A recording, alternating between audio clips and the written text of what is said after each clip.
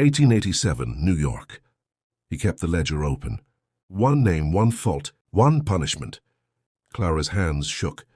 She had dropped a plate, just a single slip. Yet the officer's boot pressed against her ankle, a silent reminder that no mistake went unnoticed. She did not scream. She could not. Samuel, a young black man in the corner, counted every bruise, every tremble, every whispered apology. He began sketching their faces, tallying fear. A secret ledger, hidden beneath the floorboards. It was his only witness to the officer's growing tyranny. No one spoke. Not the other servants, black or white. Not the wealthy family upstairs. Every error, no matter how small, was catalogued. Every glance measured, every hesitation punished. He was meticulous, precise, unstoppable. In public, a figure of authority. Polished boots, sharp uniform, a posture that demanded obedience. But behind closed doors he ruled with fear. Each punishment a lesson, each lesson etched in pain. For months, his cruelty grew. Henry, the black cook, accidentally burned a stew. Smoke filled the kitchen. He did not shout. He did not move quickly. He stood in the corner, silent, letting Henry's fear build. When the punishment came, it was slow. Hours of kneeling, denied food, muscles taut with terror. By the time Henry emerged, he was hollowed. Every movement calculated, every glance cautious. Clara's turn came again. A glance deemed too bold, a word spoken too loudly. Scrub the floors. Until midnight. Hands raw, face pale, eyes hollow. Samuel watched, recording silently. Each punishment, each trembling limb, became proof that cruelty could hide in plain sight. The officer's ledger grew thicker by the day. Mistakes recorded with clinical precision. Black servants felt it most. Their labor was harder, voices quieter, mistakes amplified. Their lives measured in slips and stumbles. Rumors spread quietly. Some whispered of the officer's relentless discipline. Others noticed the marks on servants' hands. But wealth protected him. Society turned a blind eye. Courts ignored complaints. The children, the maids, the cooks, they had no recourse. Yet in the shadows, small sparks of resistance began. Samuel hid scraps of food for Clara, a whispered warning to Henry about the officer's movements. Notes tucked into aprons, small, almost meaningless acts, but proof that human spirit could not be fully extinguished. By the end of the first year, the household had become a theater of terror. Every corner, every corridor, every servant accounted for.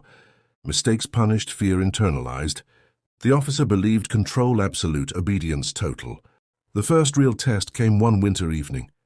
A fire in the pantry spread smoke through the servants' quarters. Clara screamed, not for herself, but for a younger black maid trapped behind a stack of crates. The officer arrived seconds later. Not a word, just his presence. Clara's relief turned to horror as he examined the chaos. Fingers pressed against ledger margins. Names circled. Notes taken. Henry tried to explain. Trembling, voice barely audible. The officer did not listen. He did not raise his voice. He simply advanced. Orders barked, physical correction applied. Clara and Henry scrubbed floors, cleaned ashes, moved crates, kneeling for hours while snow fell outside unnoticed. It was methodical, calculated, psychological torture blended with physical. Samuel recorded each moment, sketching bruises, cataloguing fear. Every glance they gave him was a betrayal. Every whispered apology noted in the ledger. Over time, the officer became obsessed with control. Nothing was too small. A scullery boy, black, who spilled water on the marble, was confined to kneel in ice-cold water for an entire morning. His lips turned blue, fingers stiffened, yet he dared not move until the officer left. Others watched, learning.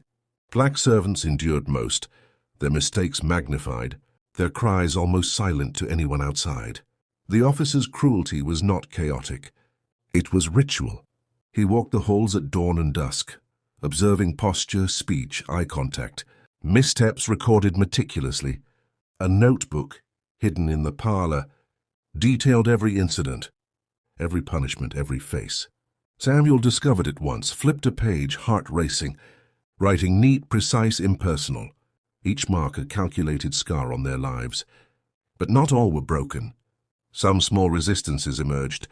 Samuel started leaving notes for Clara, warnings of punishment, instructions to move quietly.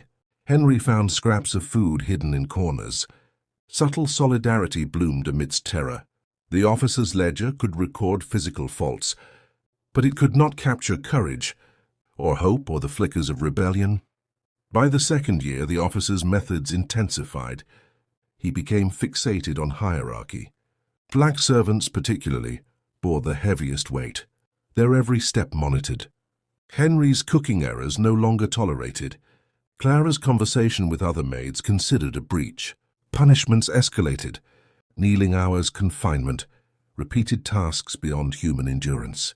The officer's reputation in elite circles remained untarnished. A model of discipline, praised for authority and order. Visitors could not see bruises beneath sleeves. They could not hear whispered apologies from the kitchen. The household was a performance. The officer, the flawless conductor, cruelty hidden in plain sight. Yet in corners resistance grew. Samuel's ledger expanded. Sketches became detailed, notes hidden in aprons, warnings exchanged silently. Each act, though tiny, was proof that the officer's control was not total. By the end of winter, an incident shook even his meticulous order. Clara accidentally shattered a crystal glass. The officer appeared immediately. Not a word spoken. Hands on hips, silence thick. Hours of cleaning followed, kneeling, scrubbing, repetition. Samuel observed, counted every bruise, every tremble. The ledger would mark another fault. But small seeds of defiance had been planted. Hidden glances, suppressed whispers, subtle coordination. Each day fear grew, but so did resilience.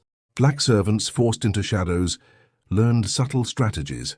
Avoid the officer's eye, move with purpose but hide intent. Small acts of survival became a language of rebellion. Samuel documented it all. Ledger and sketches, hidden under floorboards, would one day tell a story that no polished boot could erase. The officer remained unaware of this silent chronicling. His focus absolute, obsession with control total. Yet human endurance, even under relentless cruelty, cannot be entirely crushed. Every servant bore his cruelty differently, but all felt it deeply. Each punishment, meticulously measured, left marks on body and spirit. Months passed, each day indistinguishable from the next, yet cracks began to form. Mistakes were inevitable. The officer catalogued them all. Black servants endured most, but subtle resistance continued, hidden, silent, unseen. The officer's empire of fear was growing. Yet within it, unseen, quiet, the first hints of reckoning were forming. Samuel's ledger, Clara's resilience, Henry's whispered solidarity, all would matter when the time came. And still, the officer believed his control absolute, obedience total, fear complete. He could not imagine that decades of cruelty would one day leave him exposed, and that the lives he had meticulously dominated could silently conspire to outlast him. It was only the beginning. He arrived before dawn, boots tapping sharply on the marble floors, echoing through the silent halls.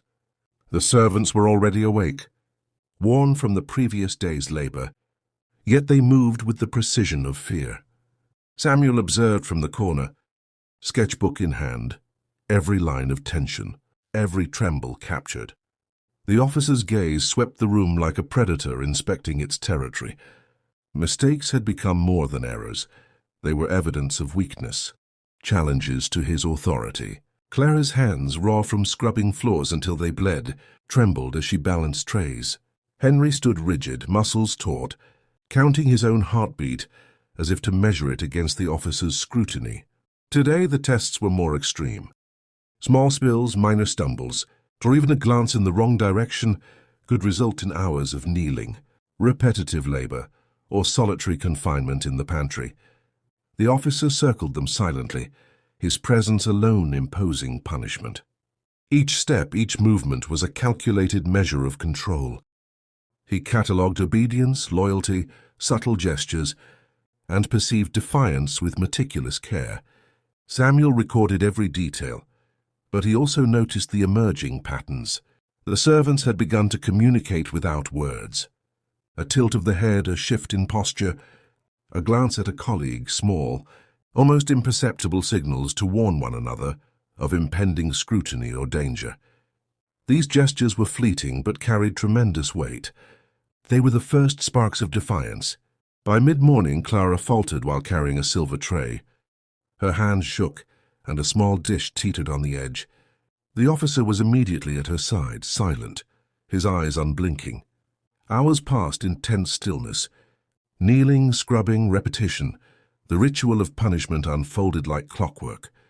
Yet in that very moment, Henry subtly steadied her tray, passing the smallest gesture of solidarity. The officer noticed something, but he could not discern intent. The quiet act of resistance had succeeded. The officer's obsession deepened. He began creating hierarchy tests, pitting servants against each other in tasks where mistakes were magnified. Black servants bore the harshest brunt.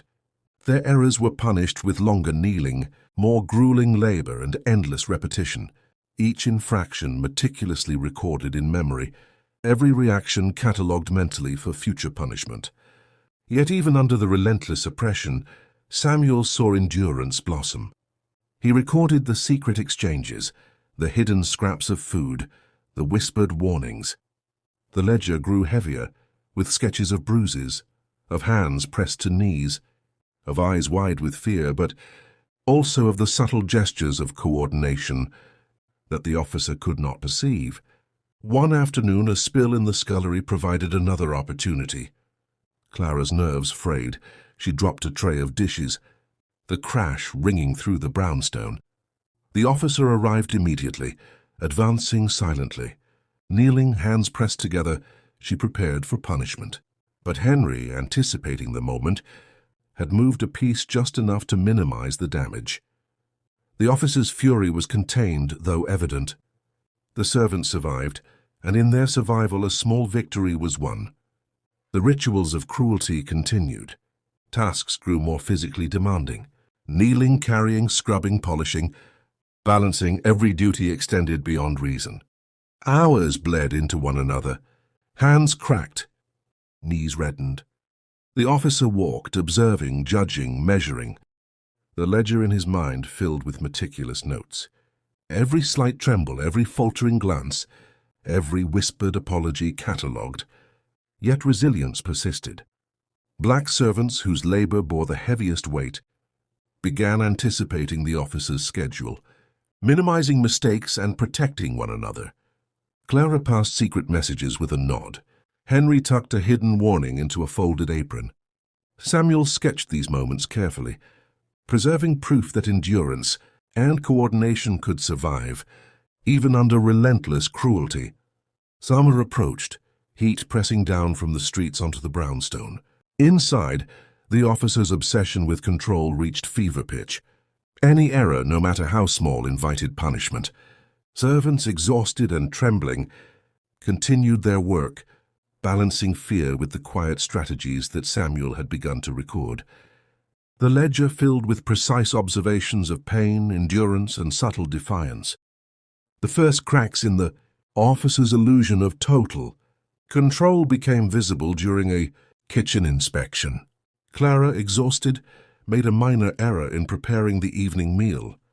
The officer appeared immediately, silent, his gaze sharp. Kneeling, she braced for punishment. But Henry, already in position, subtly intervened, covering her error without drawing attention. The officer noticed, his eyes narrowing, but he could not identify the act of subtle coordination. The servants had learned to survive together, and he remained unaware. Samuel documented every detail: the bruise on Clara's wrist, the stiffness in Henry's back, the angle of a glance, the hidden gestures of solidarity. The ledger became more than a record of punishment. It became proof that the human spirit could endure, adapt, and even resist under conditions designed to crush it entirely. By late afternoon, exhaustion had settled across the household. Kneeling, scrubbing, polishing, carrying, tasks repeated endlessly, all measured and recorded in the officer's mind. Yet the servants continued their quiet coordination. A message tucked into an apron here, a subtle warning there, small acts of defiance almost invisible, but potent enough to undermine the officer's perception of absolute control. Weeks passed. The officer's cruelty escalated. Minor infractions led to prolonged kneeling, labor beyond endurance or isolation. Black servants bore the brunt, their endurance tested repeatedly. Yet resilience persisted. Samuel's ledger expanded, sketching bruises, noting gestures, documenting endurance and quiet rebellion. The patterns were subtle, but they existed. Small fractures had begun to appear in the officer's facade of total control. Then came the incident that would mark a turning point. A heavy silver tray, balanced precariously, fell during an inspection. Clara and Henry, acting in perfect coordination, minimized the damage just enough to evade full punishment. The officer arrived silent, eyes narrowing, rage evident but controlled. Hours of punishment ensued for minor infractions, but the coordinated resistance of the servants had succeeded. They had survived, and in surviving had claimed a small victory. Night fell over the brownstone. The streets of New York glistened with recent rain, but inside, the atmosphere remained oppressive. Servants tended to their exhaustion, bruises, and aches. Samuel reviewed his ledger, pages filled with sketches and notes of punishment, endurance, and defiance, each mark a proof that the officer's cruelty, however meticulous and obsessive, could not fully extinguish human spirit. The officer, oblivious, continued his nightly patrol. He believed control absolute, obedience complete, yet cracks had begun to form in the illusion. Subtle acts of solidarity, hidden gestures of resistance, quiet coordination among the servants, all were forming patterns beyond his comprehension. By the end of the day, fear persisted, labor continued, and punishment remained exacting. But Samuel, Clara, Henry, and the other servants had begun to understand something vital. Even under the most relentless cruelty, endurance, strategy, and human spirit could survive. The officer had not yet realized that control was never total, and that the seeds of rebellion, planted quietly and carefully, were beginning to take root. The house remained a theater of fear, yet silent, unseen, and unacknowledged cracks had begun to form. The officer's tyranny, absolute in appearance, was vulnerable in ways he could not yet see. And though no one spoke of it aloud, a subtle, powerful undercurrent of defiance had begun to flow through the corridors, promising that even in the darkest oppression, hope, endurance, and resistance could survive and perhaps one day prevail. The officer's eyes scanned the hall with a sharpness that seemed to pierce flesh and bone alike. The servants moved like shadows along the walls, careful not to meet his gaze, careful not to make a sound that could betray even a fraction of their fatigue. Clara's hands were raw, fingers cracked from hours of scrubbing the floors and polishing the silverware until it gleamed under candlelight. Henry's back ached from the relentless lifting of heavy buckets, each one timed to the officer's obsessive routine. Samuel sketched every detail, every line of tension, every bruise, every subtle glance that spoke of endurance and silent defiance. The officer's cruelty had reached new heights. It was no longer enough to punish mistakes. Now he orchestrated situations designed to break the spirit before the body. Servants were forced to carry trays that tipped with the slightest imbalance, scrub floors with ice-cold water until numbness took their hands, kneel for hours in positions that strained every muscle. Any falter was recorded in the officer's mental ledger, each infraction a justification for more punishment. Black servants bore the heaviest burden, each minor slip magnified and scrutinized, their endurance tested beyond the limits of reason. Yet the subtle rebellion had evolved. Clara and Henry had begun coordinating small, almost imperceptible acts of resistance. A glance here, a slight adjustment there, a whispered warning under the clatter of dishes. They moved as a unit, carefully hiding the full extent of their defiance from the officer's gaze. Samuel documented these moments meticulously, the ledger filled not only with cruelty and punishment, but with proof that endurance, solidarity, and strategy could survive under the most oppressive conditions. One afternoon, a minor accident set the stage for a critical shift. Clara, exhausted from endless labor, dropped a silver tray. The crash echoed sharply through the hall. The officer appeared immediately, silent, advancing like a predator closing in. Kneeling, hands pressed to the floor, she prepared for the inevitable hours of punishment. But Henry, anticipating her stumble, subtly steadied the tray mid-fall, minimizing the damage just enough that the officer could not trace the act. His eyes narrowed, suspicion flaring. But he could not identify the hidden coordination. Samuel recorded every movement, every flicker of tension, every hidden gesture of defiance. The officer's punishments became increasingly inventive, almost sadistic. Servants were forced to perform endless repetitions of chores, endure prolonged kneeling on unforgiving marble floors, balance precariously while carrying fragile objects, and scrub continuously until exhaustion overtook their strength.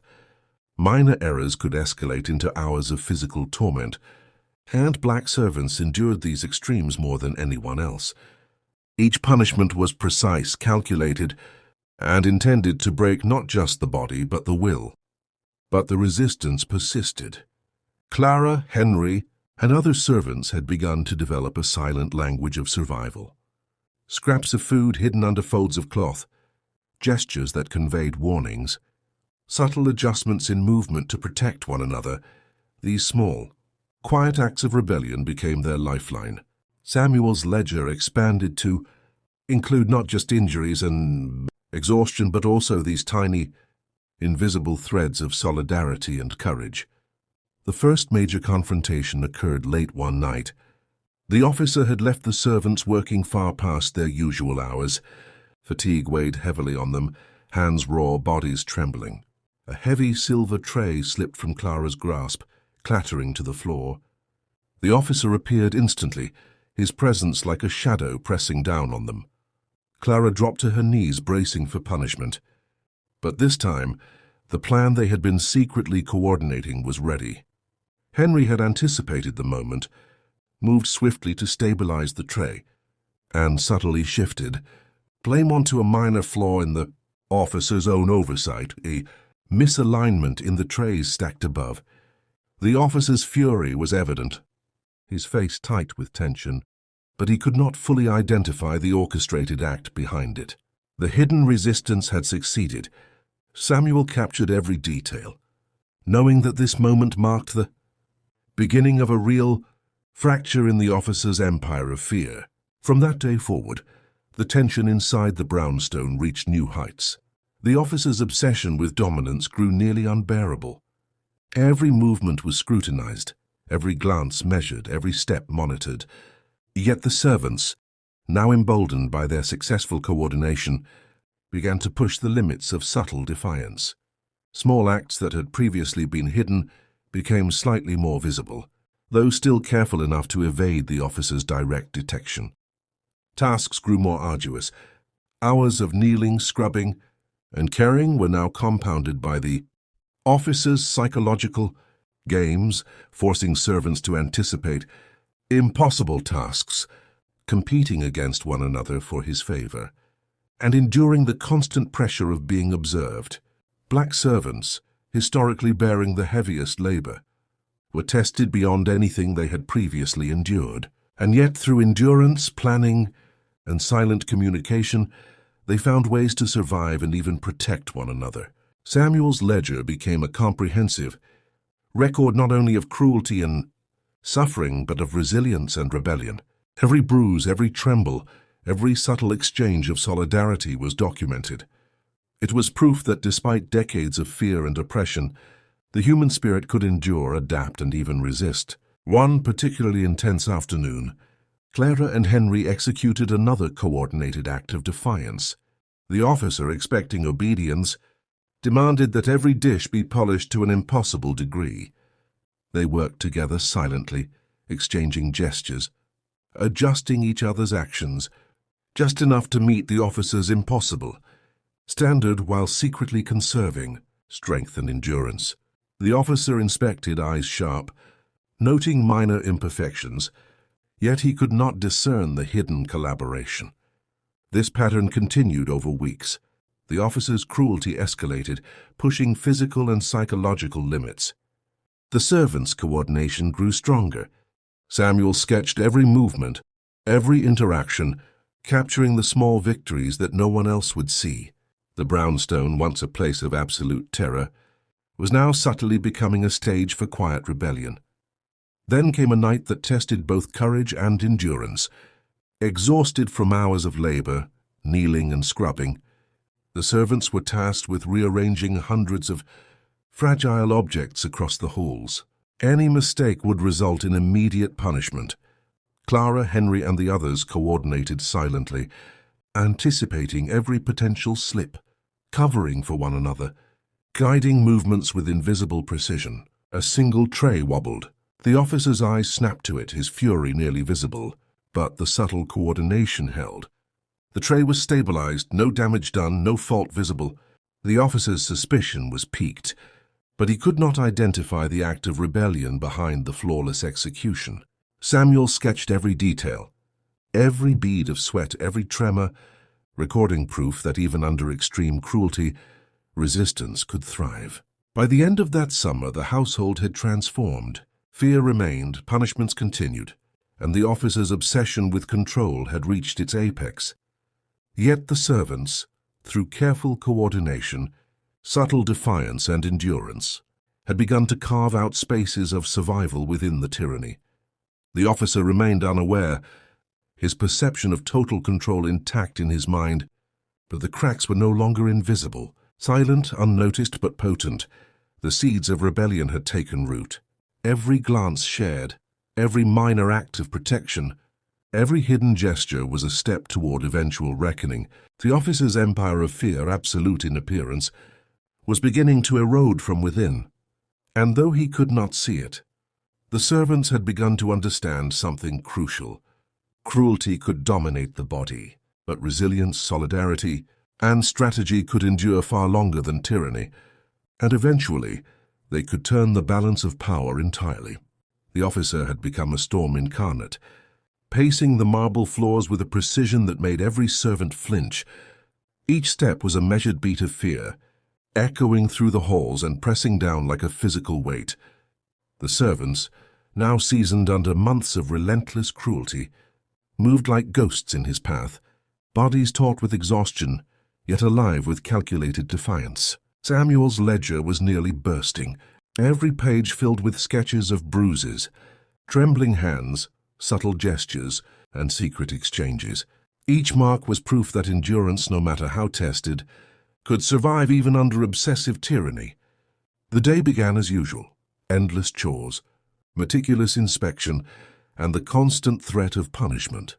Yet the officer's cruelty had escalated beyond anything previously seen. Minor infractions now carried hours of labor, physical torment and psychological terror.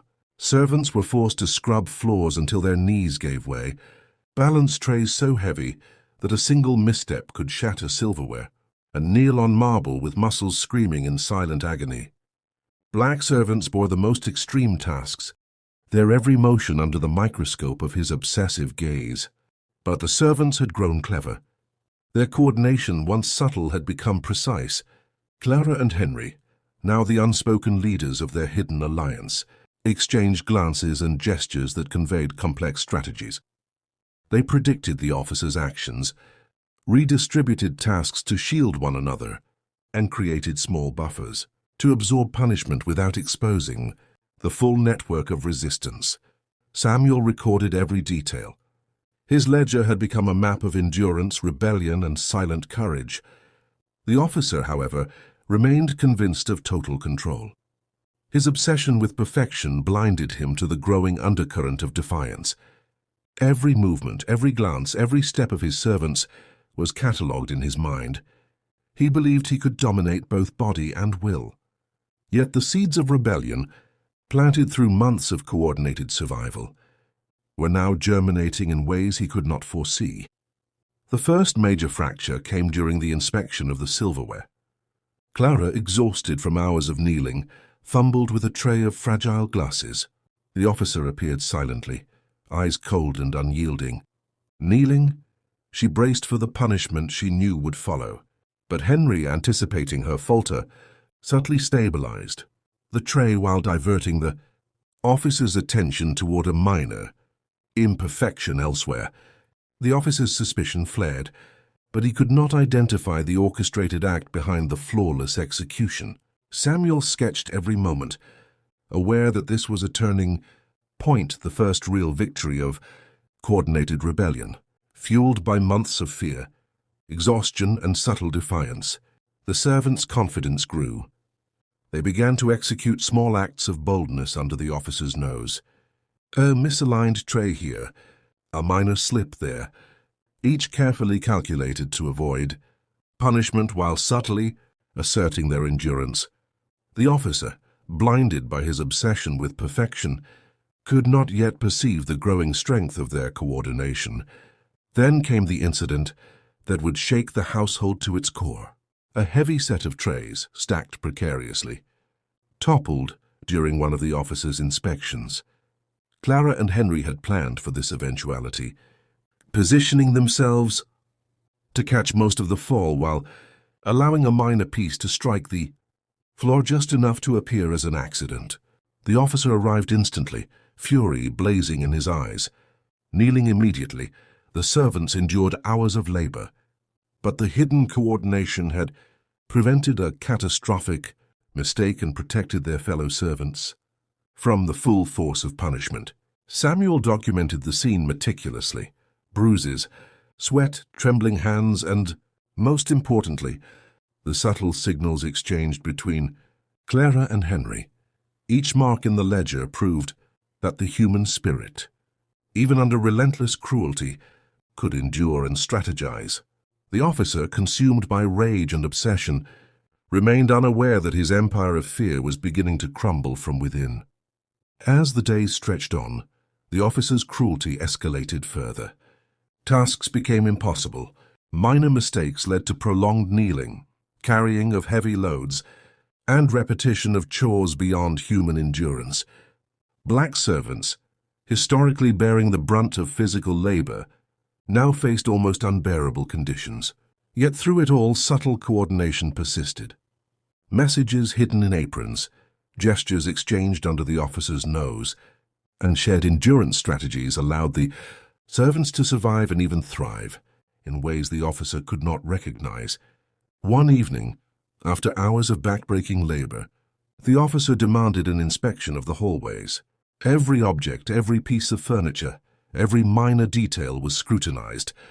Clara, Henry, and the other servants had coordinated silently, predicting his movements, adjusting tasks in real time, and protecting one another from punishment. A tray wobbled dangerously, but the network of hidden support absorbed the potential catastrophe. The officer's suspicion was aroused, but he could not identify the coordinated effort. Samuel captured the moment in detailed sketches, documenting the servants' growing confidence and subtle rebellion. The officer's obsession with control reached a fever pitch. His attention to minor details became almost pathological. Every tremor, every glance, every whispered apology was catalogued as evidence of weakness or disobedience. Yet the very mechanisms he used to maintain dominance were being turned against him. The servants' coordination, now more visible and sophisticated, exploited his obsessive nature, allowing them to survive tasks that would have previously been impossible.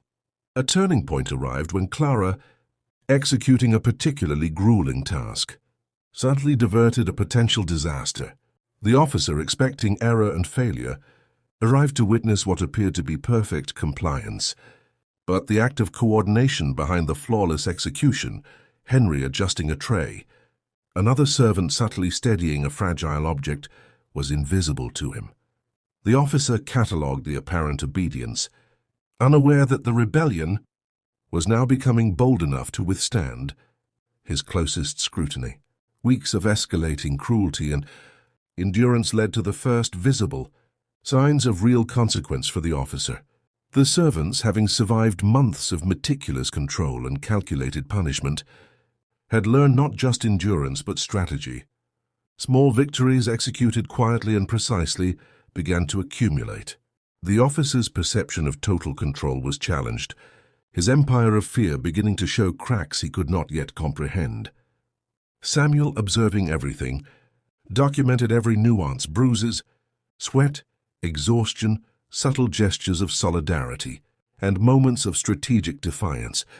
His ledger had become a testament not only to cruelty and suffering, but to resilience, intelligence, and the unbreakable human spirit, even under the most obsessive tyranny. The servants had begun to demonstrate that endurance, coordination, and courage could survive, and eventually they could confront the very tyranny that sought to crush them. By the end of this period, the brownstone remained a theater of terror, with fear, punishment, and obsession still dominating daily life. Yet the seeds of rebellion, planted through months of coordinated endurance and subtle defiance, had begun to grow. The officer, consumed by obsession, could not yet perceive the growing strength of his servants.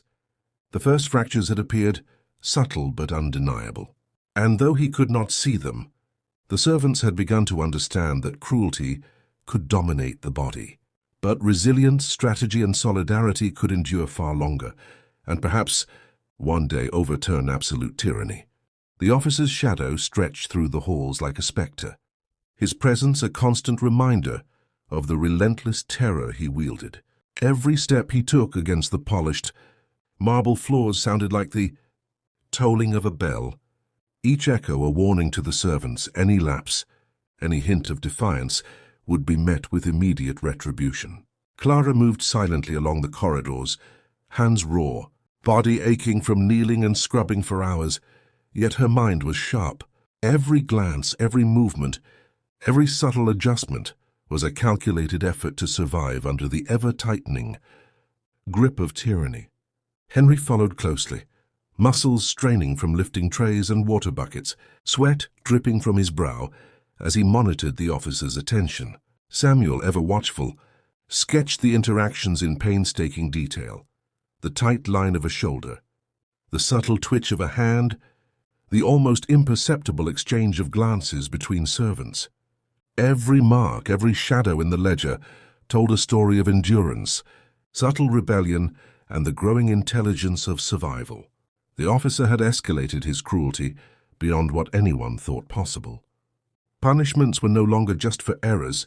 They were rehearsed, strategic, psychological warfare designed to break the servants' minds. Servants were forced to perform physically impossible tasks while under the constant gaze of the officer, balancing fragile trays, kneeling on unforgiving floors, and carrying water buckets that seemed to weigh more than their own bodies. Black servants endured the heaviest burden, their every movement scrutinized, their errors magnified. Yet despite exhaustion and fear, subtle defiance continued to grow. Clara had begun to notice patterns in the officer's behavior, moments when his gaze lingered elsewhere, times when his attention wavered. She shared these observations with Henry through small gestures: a nod, a tilt of the head, a shift of a hand. The servants' coordination had evolved from hidden survival to strategic action. They began anticipating punishments, mitigating mistakes, and protecting one another with increasingly audacious acts. Samuel documented every nuance, each sketch a testament to quiet rebellion. Then came the day that would mark the first major rupture in the officer's reign. The servants were tasked with arranging hundreds of fragile dishes along the corridor, each tray precariously balanced. Any misstep would provoke hours of punishment. The officer circled them, eyes like steel, mind cataloging every motion, every tremble. He had become almost inhuman in his obsession, relentless, methodical, precise. Clara's hands shook under the weight of a tray. She knew the officer's gaze could strike at any moment. Henry, standing nearby, subtly adjusted a second tray, distributing weight and shielding her from a potential misstep. Another servant, passing silently behind, nudged a misplaced dish into position. The coordination was flawless, but nearly imperceptible. The tray wobbled. The officer's eyes snapped to it, fury igniting behind the cold stare. Yet the tray did not fall, no dish shattered. He inspected closely, eyes narrowing, suspicion mounting, but he could not detect the careful orchestration that had prevented disaster. Samuel captured every detail, sweat glistening on brows, trembling hands, the fleeting glances that carried silent communication. The servants had survived, and in surviving, had struck the first real blow to the illusion of his total control. The officer's obsession turned more dangerous.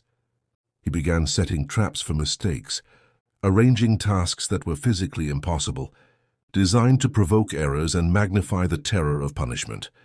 Black servants bore the brunt, enduring hours on their knees, their hands raw, their bodies trembling. Yet the subtle rebellion persisted. Small gestures, hidden adjustments, whispered warnings. They had become a network, invisible but potent, silently countering the officer's tyranny. Night descended, yet labor continued.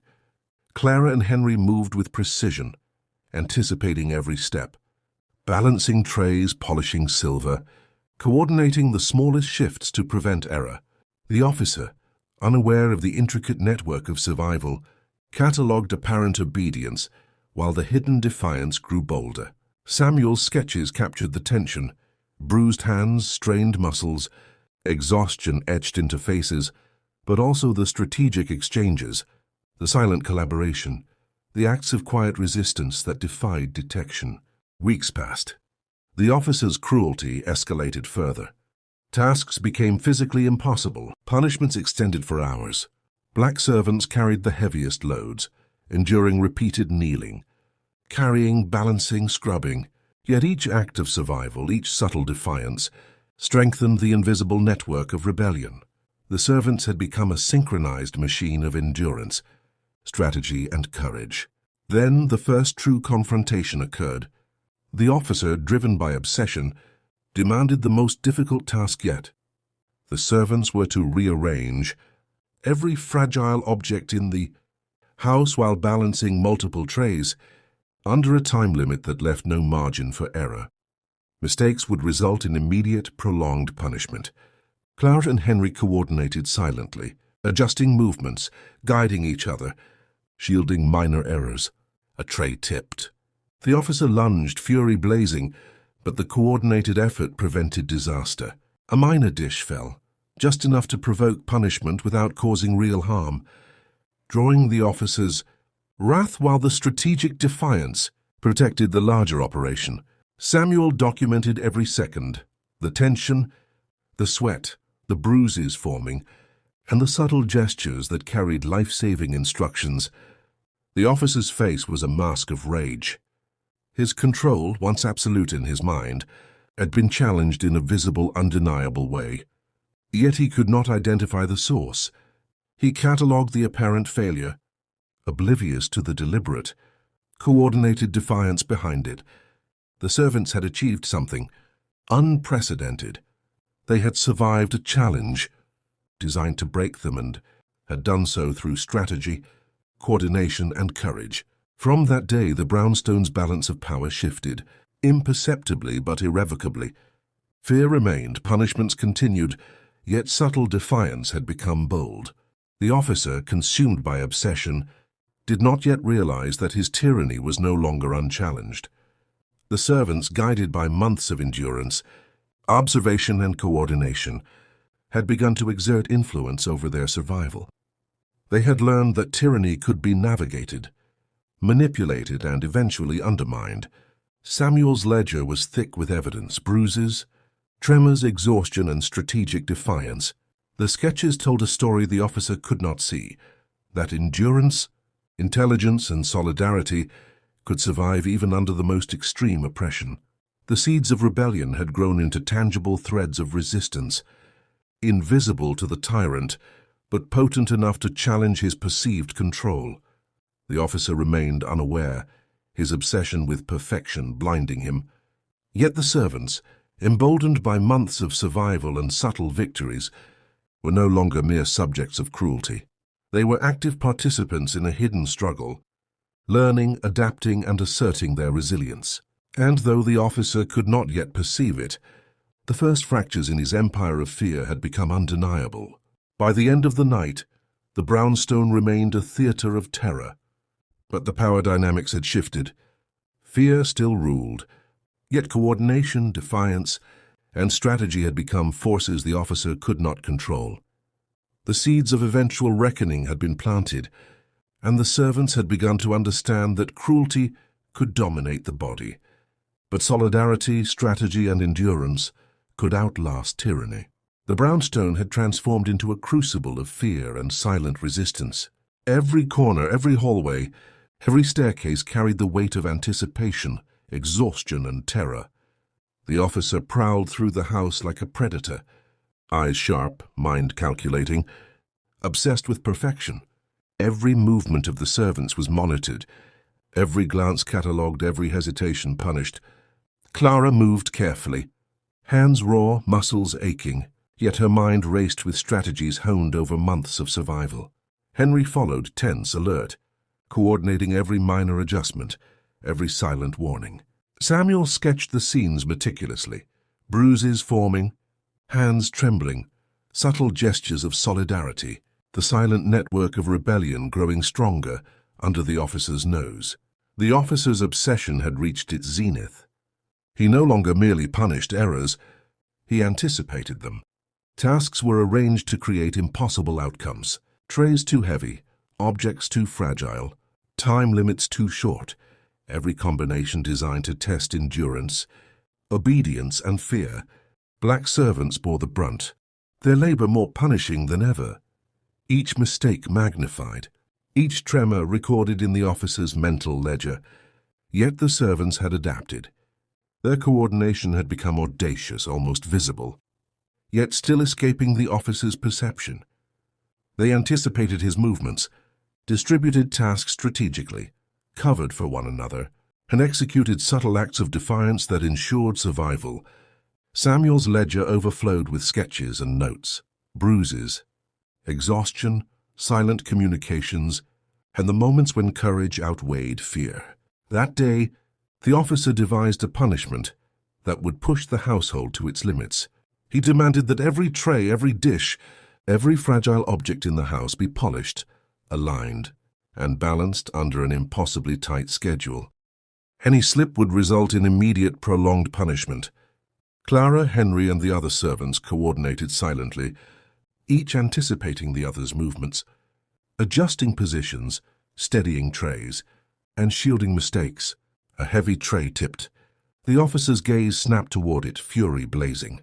Yet the coordinated effort of the servants prevented disaster. Only a single fragile glass fell and shattered, drawing the officer's wrath. Kneeling, trembling, the servants endured hours of punishment, yet the damage had been minimized, and no single individual bore the full brunt. Samuel recorded every detail, sweat dripping, muscles straining, the silent gestures that had saved them. The officer's paranoia intensified. He began inspecting every corner of the house obsessively, imagining mistakes where none existed, testing loyalty in ways that pushed the boundaries of cruelty.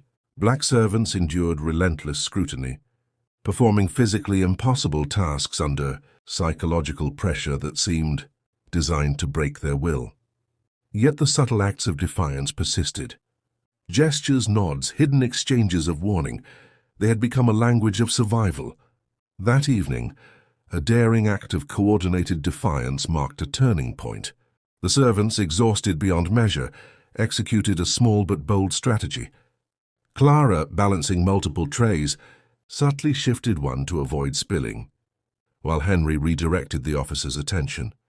Another servant quietly adjusted a fragile object out of harm's way. The officer noticed the apparent perfection, his eyes narrowing, suspicion flaring.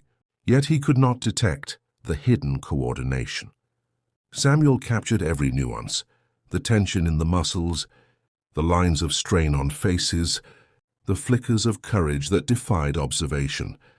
The night deepened, but the tension in the brownstone did not relent. Every sound echoed like a warning. Every movement was measured and calculated. The officer, blind to the rebellion beneath his gaze, continued to exert pressure.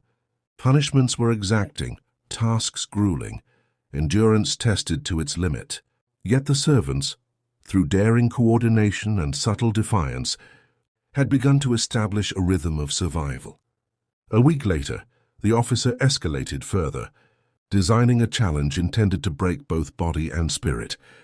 The servants were required to carry multiple trays of fragile objects across the house while balancing additional weight on their backs, under a time limit that allowed no error. Black servants, historically subjected to the harshest labor, were pushed beyond exhaustion. Each minor mistake would result in prolonged punishment. Clara and Henry, anticipating the impossibility, coordinated with precision.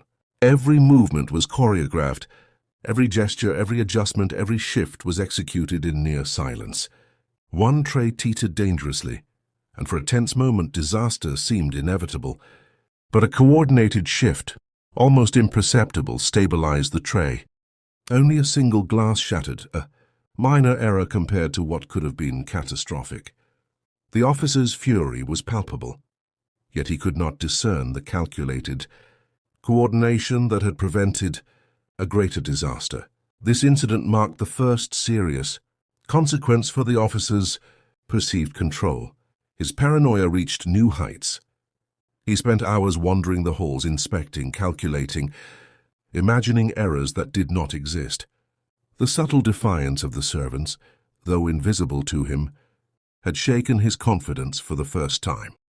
Samuel documented it all, every line, every detail, the moment when tyranny began to meet the first real resistance. That could not be traced, could not be punished fully. From that point onward, the brownstone became a house of shadows, tension and hidden resistance. Fear remained, punishments continued. Yet the servants' bold coordination and daring acts of subtle rebellion grew more confident. Clara, Henry, and the others began to understand that survival was no longer just endurance, it was strategy, solidarity and courage executed with precision. By the end of the week, the officers' obsession and cruelty had reached an apex, yet the seeds of rebellion had flourished into an organized, coordinated and daring resistance. Small victories, hidden adjustments, and quiet defiance had begun to erode his illusion of absolute control. Samuel's ledger, thick with sketches and observations, documented not just pain and endurance, but also resilience, courage, and the first tangible cracks in tyranny. The brownstone, once a theater of fear and dominance, had become a stage for hidden rebellion. Every glance, every gesture, every act of subtle coordination challenged the officer's obsession and began to weaken his perceived control. And though he remained blind to the strength growing beneath his tyranny, the first serious consequences of his cruelty and obsession had emerged, signaling that the balance of power, however invisible, was beginning to shift. The brownstone had become a fortress of fear, yet beneath the oppressive weight of terror, a quiet storm was gathering. The officer moved through the halls like a shadow of obsession itself, eyes sharp, every muscle taut with anticipation of disobedience. His ledger, now thick with months of detailed observations, catalogued every minor infraction, every tremor, every hesitation. Each note was a testament to his growing paranoia. Clara and Henry moved with the precision of soldiers trained in silence.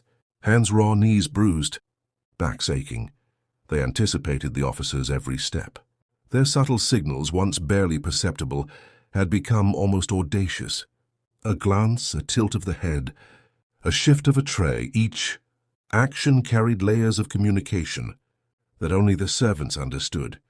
Samuel's ledger captured these moments in painstaking detail, preserving the invisible acts of rebellion that defied the officer's obsessive scrutiny. The officer's cruelty had reached its pinnacle. Tasks were designed to be impossible. Trays of fragile silver, heavy objects stacked precariously, endless hours of kneeling and scrubbing, and time limits that allowed no margin for error. Any minor misstep would result in prolonged punishment, a calculated psychological torment intended to break mind and body simultaneously. Black servants bore the most extreme labor, yet they had become the core of a growing resistance network. One afternoon, the officer orchestrated a punishment so cruel it tested even the most resilient. The servants were instructed to polish every tray, align every dish and scrub floors until the marble gleamed, all while balancing multiple objects on their backs. The air was thick with heat, sweat, and the silent dread of the inevitable. Clara, trembling from exhaustion, balanced a tray while simultaneously adjusting a fragile object beneath her other hand. Henry positioned himself to stabilize a second tray, subtly shielding a younger servant from the officer's scrutiny. A sudden tremor caused one tray to wobble. The officer's eyes snapped to the motion, fury blazing. But the coordinated efforts of Clara and Henry ensured that only a single glass fell, shattering with a sharp clink. The officer's rage was immediate, his fists clenched, yet he could not trace the hidden strategy that had prevented catastrophe. Samuel recorded every nuance, the sweat, the trembling hands, the silent communication, and the precise timing that had saved the household from disaster. That night, the tension in the brownstone reached new heights. The officer, consumed by paranoia, inspected every corner, imagining errors that did not exist. Tasks became more grueling, punishments more creative, and the psychological pressure nearly unbearable. Yet the servants' rebellion became more daring.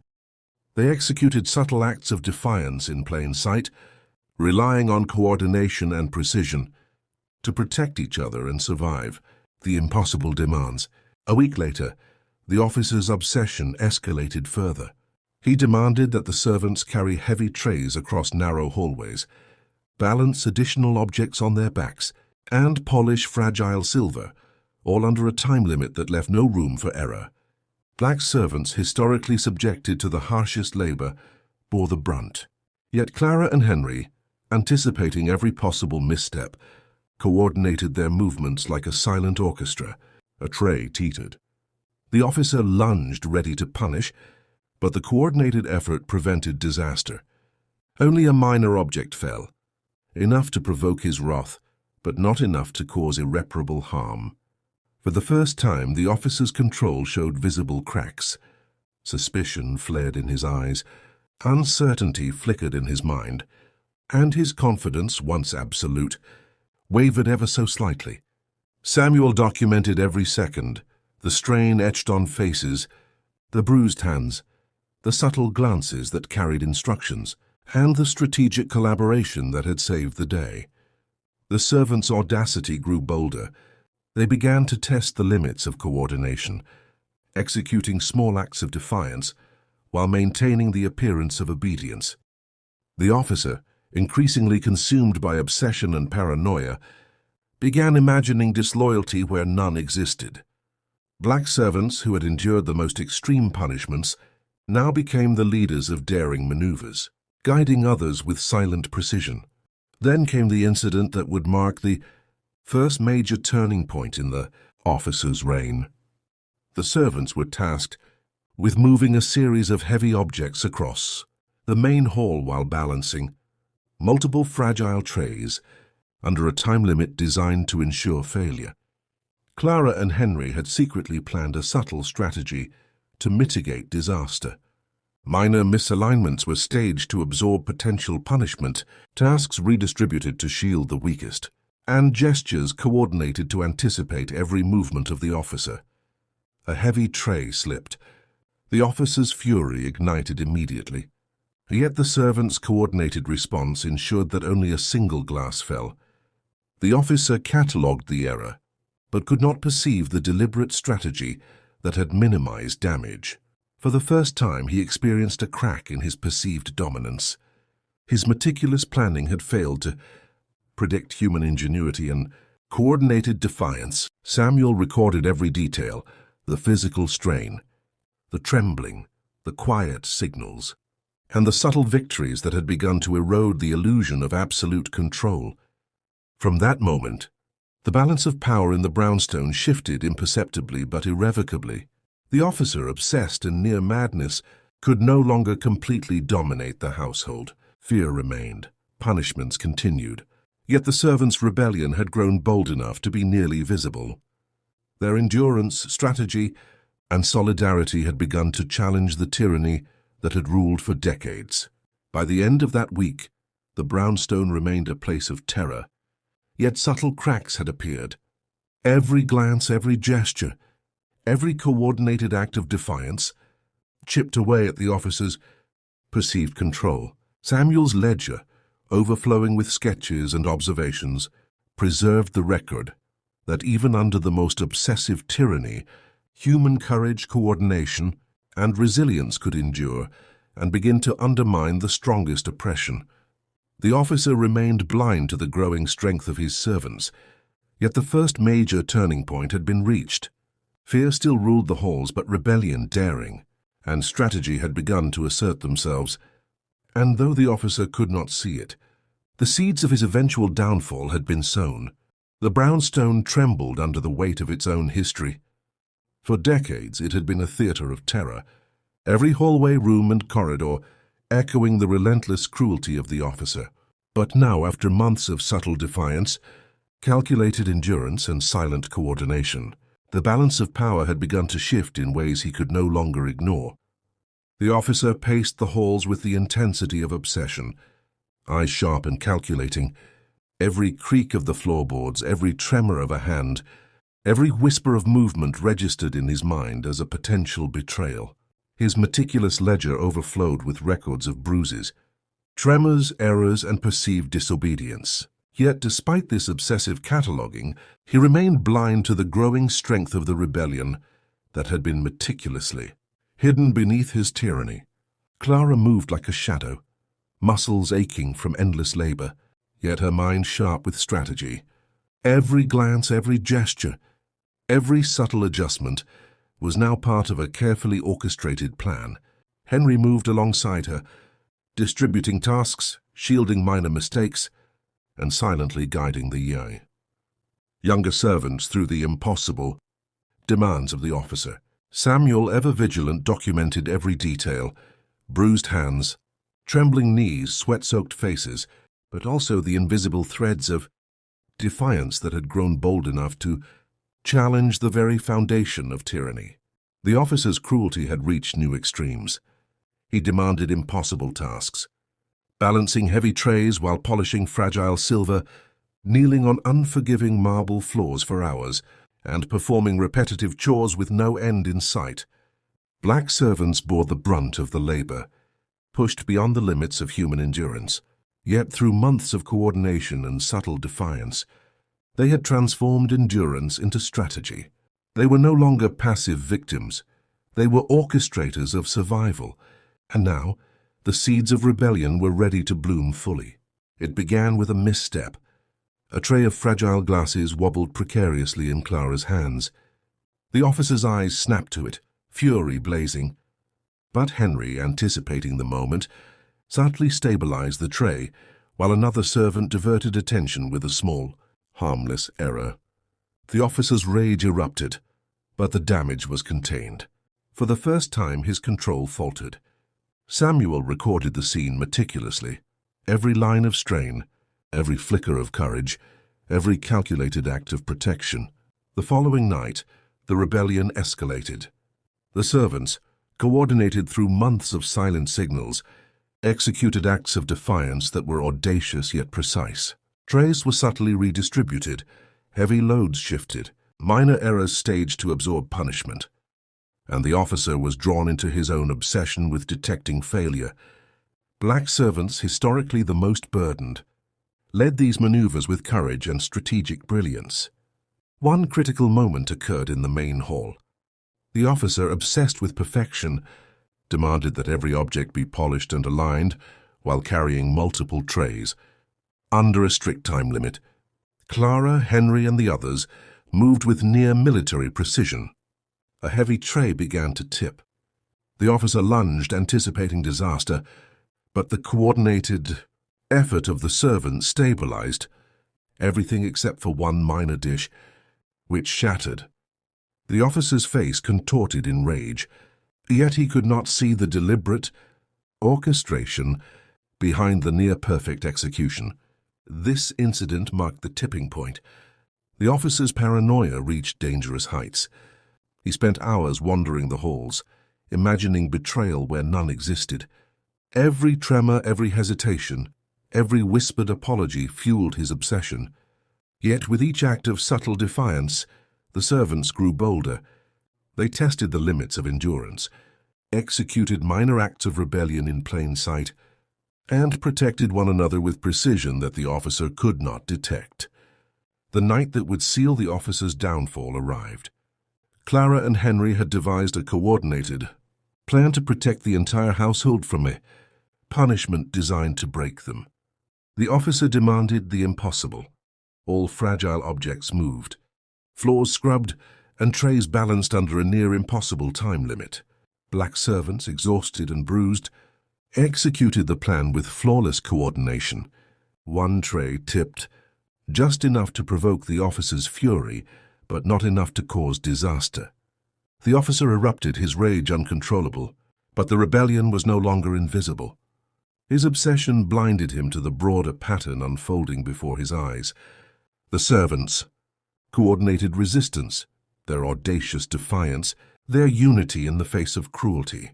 Samuel's ledger captured it all, each sketch a testament to the first visible cracks in the officer's empire of fear.